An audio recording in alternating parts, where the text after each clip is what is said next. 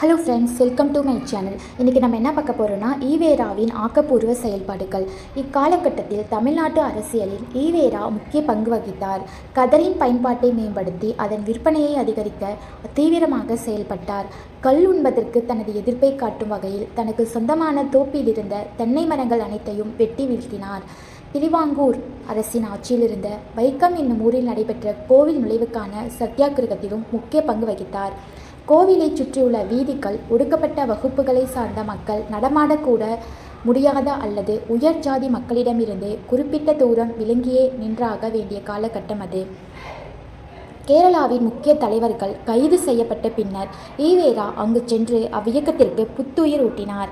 அவர் கைது செய்யப்பட்ட 1 மாத கால சிறை தண்டனை வழங்கப்பட்டது. அதாவது இவருக்கு 1 மாத சிறை தண்டனை கொடுத்தாங்க. விடுதலை செய்யப்பட்ட பின்னரும் வைக்கத்தை விட்டு வெளியேற மறுத்தார். எழுச்சியூட்டும் விதத்தில் உரைகள் நிகழ்த்தியதற்காக 2வது முறையாக கைது செய்யப்பட்டு 6 மாத கடுங்காவல் தண்டனை வழங்கப்பட்டது. அதாவது ஃபஸ்ட்டு சிறை தண்டனைக்கு போகும்போது 1 மந்த் கொடுத்தாங்க. செகண்ட் சிறைக்கு போகும்போது 6 மந்த் கொடுத்தாங்க. அவருக்கு கடுங்காவல் தண்டனை வழங்கப்பட்டது.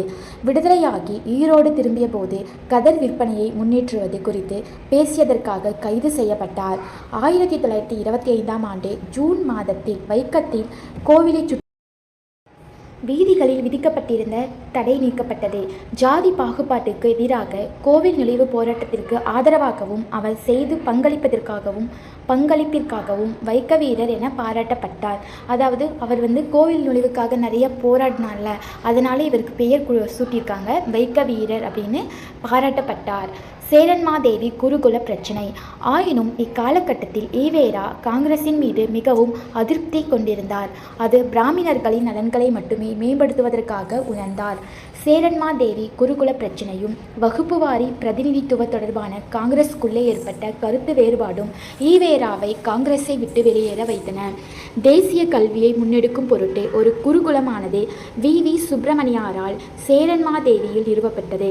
இது காங்கிரஸிடமிருந்து நீதியினை பெற்றது. இருந்தபோதிலும் இப்பள்ளியில் ஜாதியின் அடிப்படையில் மாணவர்கள் பாகுபடுத்தப்பட்டன. அதாவது இந்த ஸ்கூலில் சேரன்மாதேவி ஸ்கூலில் ஜாதி அடிப்படையில் பாகுபடுத்தினாங்க. பிராமண மாணவர்களுக்கும் பிராமணர் அல்லாத மாணவர்களுக்கும் தனித்தனியே உணவு பரிமாறப்பட்டது. அதாவது பிராமணர்களுக்கு தனியான உணவும் பிராமணர் அல்லாதவர்களுக்கு தனியான உணவும் இந்த சேரன்மாதேவி குருகுல பள்ளியில் வழங்கப்பட்டாங்க. உணவிலும் வேறுபாடுகள் இருந்தன. இது ஈவேராவின் கவனத்திற்கு கொண்டு வரப்பட்ட போது அவர் மற்றொரு தலைவரான பி. வரதராஜலுடன் இணைந்து இப்பழக்கத்தை கேள்விக்குள்ளாகி கடுமையாக விமர்சித்தார். 1925ஆம் ஆண்டு நவம்பர் 21இல் காஞ்சிபுரத்தில் காங்கிரஸ் கமிட்டி மாநாட்டில் அவர் சட்டசபை